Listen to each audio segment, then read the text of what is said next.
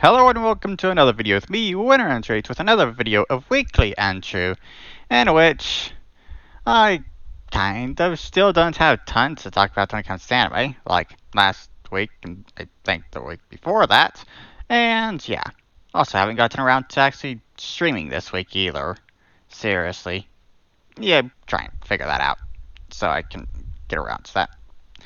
But, guess just go ahead and get to talking about anime, I guess. So, first off, Realist Hero. Don't really have that much in the way of notes to remind me of what to actually talk about here, but got Camus, who inherited slaves from his grandfather and is basically just taking care of them before selling them off to people that will actually treat them well, still. But main thing for this, besides considering the fact that it was focused on him and what Camus was doing, towards the end we get Summa, of course, which she's basically planning to phase out slavery, just to get to the point where it's in name only before just completely getting rid of it. So, yeah, decent plans there, I guess. And just overall, when it comes to the whole thing, when it comes to slavery there, Gabby is kind of doing what I'd do in that situation, I guess. Just trying to treat them well and everything. Though I personally wouldn't be selling them off, if possible. But then again, how in the world would I be able to afford paying for them all? But, yeah. Overall, in any kind of game when there's slavery and you actually own slaves in it, yeah, try and take care of them as much as possible. But yeah, I guess a good example when it comes to game, I guess that kind of does what I like is Harem Hotel. Buy slaves and keep them that way so you know they're safe and everything, I guess. Eh. But I guess moving on past all that and enough with that stuff. Genius Prince once again. Yeah.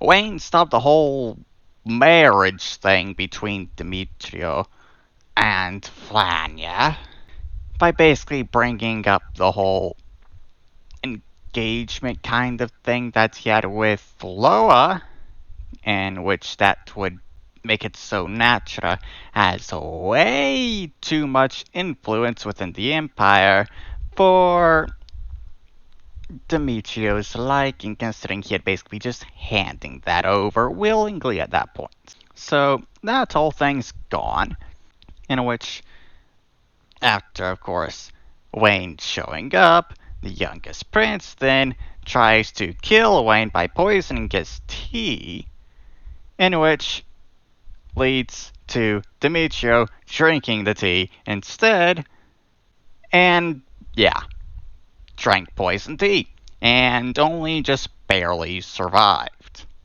Which causes tons of problems in the city, of course. And on top of all of that, Camellia shows up with an army to liberate Malters, which is the city they're in. Yeah. During all this, Wayne also has been overworking himself a ton and ends up collapsing due to that, so he's kind of out of action here, so he can't actually do anything himself. So instead, he has Flania doing one thing that she's actually been good at so far with this entire part of the story, I guess. Ends up rallying 30,000 people, the entire population of Maltius, to basically seek out refuge from Camellia, because they know that they can't actually handle having 30,000 people to take care of, which basically just destroys any kind of plans they have and just completely settles the whole situation, I guess. I'm not exactly sure. But still, the one thing that's completely unrealistic about that is the fact that Flania rallied the entire population of the city to do this. That is literally impossible to do. There's no way all the people would go through with that in real life. That's the most unrealistic thing there, by far.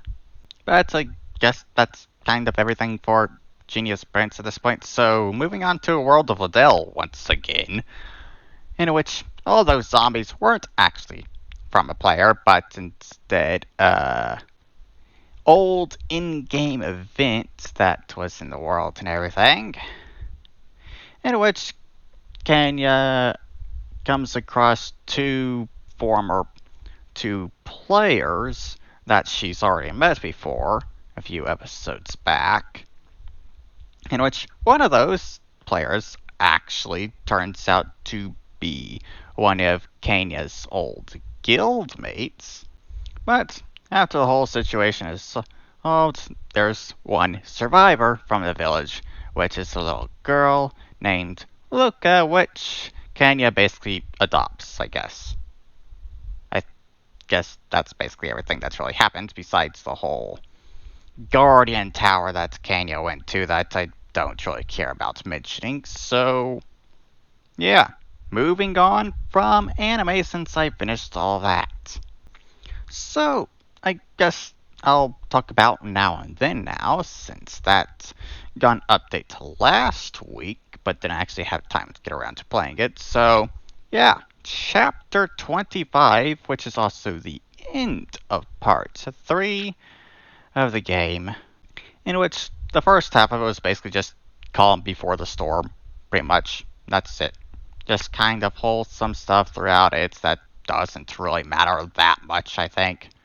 And of course, second half is the last of the band that's attacking your home, in which, yeah. Of course, you killed them all, or at least I managed to do it, with basically no casualties and everything. So, yeah. Bands are attacking your home while you and Julie are both at White Oak, so you both end up rushing back as quick as possible. Carol, Hanya, and Naomi end up killing most of the bandits themselves. And I'm pretty sure Alice also kills one of them if things play out differently for you than it did for me. And really, the only bandit out in that entire group that I even feel slightly bad about dying is Busy, the one girl there, considering she kind of didn't exactly want to do all of this, or at the very least, wasn't fully on board with the plan. So that's literally the only kind of sympathy I have for her at all, and the fact that she also ended up, of course, dying in this while trying to run away. When it comes to 8 scenes, of course, most of them in the first half of the chapter here, starting with Cindy, then Hannah, Naomi, and Alice, and then we end the entire chapter with Carol's right after the bandits attack and everything, which was honestly quite long, to be honest, which makes sense, considering the whole flashback afterwards and everything. But yeah, overall good chapter in which kind of is ending the story, considering there's literally only one update left to the game now, which will be for the endings and the epilogues of it for the story. So, no idea how long it's going to take for that update to be released at this point, but last update, which is kind of sad considering I kind of want more still. But, yeah, whatever. End of a good story that I honestly didn't expect to be this good. But, yeah, moving on to Champion of Realms, I guess, which I last played version 63 and now it's on 65, so 2 updates worth of content, which I basically finished in like an hour or 2, just because barely anything really added in these updates, despite the fact the last version I played version 63 was back in September, I think. So, 2 updates in that span of time, and barely anything has really been added by the looks of it, to be honest. Yeah. But I got all that done, plus character events that I kind of couldn't figure out how to actually trigger. I managed to figure those out and get them done. Was the whole thing for them that I couldn't figure out was just that you had to be at a certain place at a certain day of the week in order to trigger the event. Which is honestly very annoying considering there's nothing to actually tell you when it is. So yeah, kind of had to go around to all the locations every single day at each time of the day for multiple days at that point to actually trigger those events. So yeah, I actually have all the content done at this point that's in the game, besides viewing 8 scenes, repeatable 8 scenes of course, and I guess buying trophies that are in the darn thing now. So yeah, that's all stuff that I can basically just do as I play future updates, so I honestly don't care about any of it. So yeah, just slowly wait for the story to actually be done and everything, I guess. But there is all that stuff done at this point. One other thing I kind of guess I'll mention right here is Devious World isn't getting an update this week. Kind of because developer just kind of completely burnt out at this point, I guess. So, gotta wait for that, I guess. So, yeah. Also, I guess I'll also mention this. 86 is starting up this next week, getting its second to last episode, and which is basically, from what I can tell, going to be 86 days since the previous episode. Yeah, then break between episode 10 and episode 11 seems to be 68 episodes. It's almost like it's intentional. Kind of. Not exactly sure though. But yeah. 86-day break for 86. But at least we'll finally be able to get the finale of it and see Lynn again, considering that's clearly going to happen. But yeah. Streaming. I was going to do that this week, but still haven't gotten around to it. And I'll probably have to do the same thing as I did with YouTube to get myself to actually get around to do it, which is put myself on a schedule. Considering first year of YouTube, I barely uploaded anything. Moment I started uploading things on a schedule, I've kept that 3 video a week schedule since. So yeah, probably going to have to create some kind of schedule for myself when it comes to doing live streams on Twitch and everything. And at that point, I'll be able to actually get myself to do it. So, yeah. My main problem is just that I can't find time to do things because I'm constantly finding ways to waste my time. So, yeah. I guess that's kind of everything I really have to mention here for this week, I guess. Yeah, I think that's basically it. So, yeah, I hope you all enjoyed this video, and I'll see you all in the next one.